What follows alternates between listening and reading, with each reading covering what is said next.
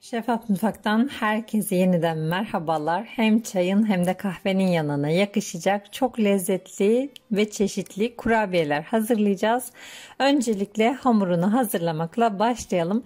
250 gram kadar oda ısısında tereyağı, 1 su bardağı pudra şekeri, 1 çay bardağı sıvı yağ ile birlikte hamuru yoğurmaya başlıyorum. İçine 1 adet yumurta kıracağım.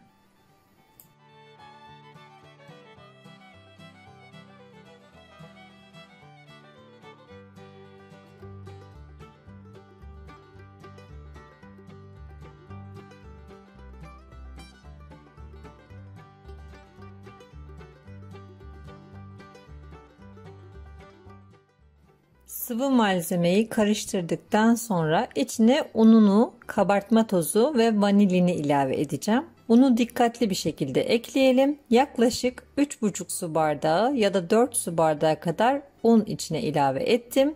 Elinizle kontrol ederek yumuşak bir hamur elde edebilecek şekilde un ilavesi yapabilirsiniz.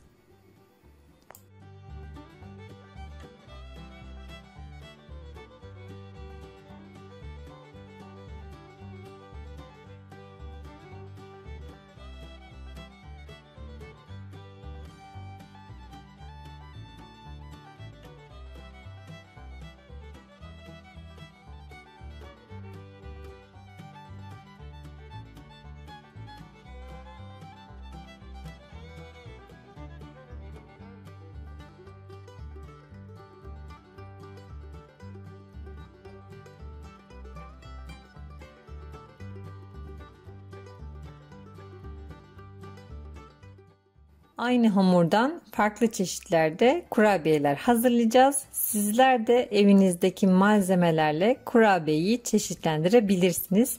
İlk olarak Antep fıstıklı olarak hazırlayacağım. İçine biraz Antep fıstığı ilave ettikten sonra karıştıracağım ve dondurma kepçesiyle birlikte şekillendireceğim.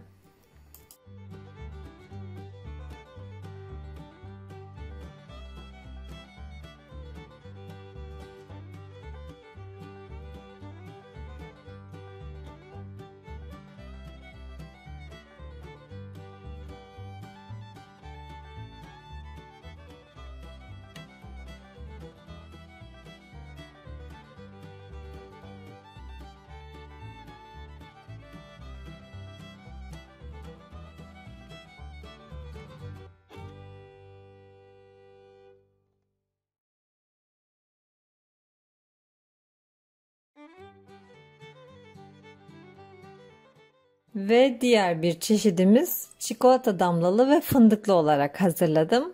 Bunu da kolayca karıştırdıktan sonra dondurma kaşığı ile birlikte şekillendireceğim.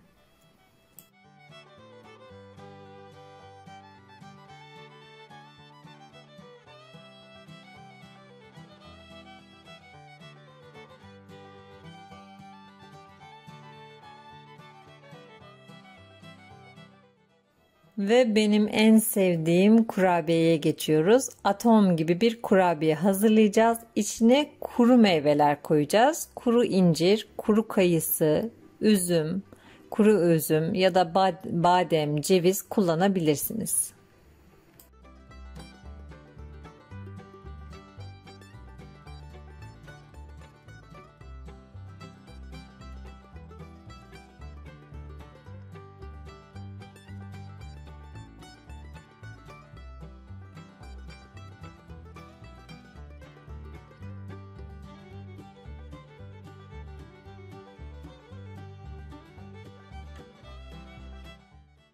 Tüm kurabiyelerimi hazırladım. 170 derecede önceden ısıtılmış fanlı ayardaki fırında 20-25 dakika boyunca fazla pembeleşmeden hala beyaz olacak şekilde pişirdim.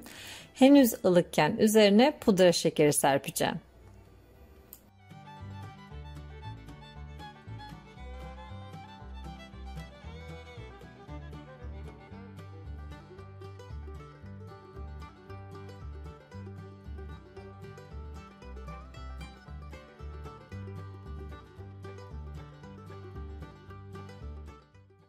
Kurabiyelerim servise hazır. Sıcak bir çayın yanında harika gittiler. Şöyle ben size bir tanesini kırıp içini göstermek istiyorum. Çok güzel piştiler. Dışları kıtır kıtır, içleri de malzeme dolu.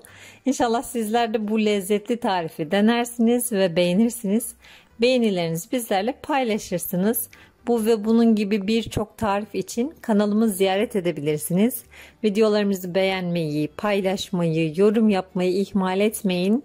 Yeni tariflerde görüşmek üzere. Hoşça kalın, afiyetle kalın.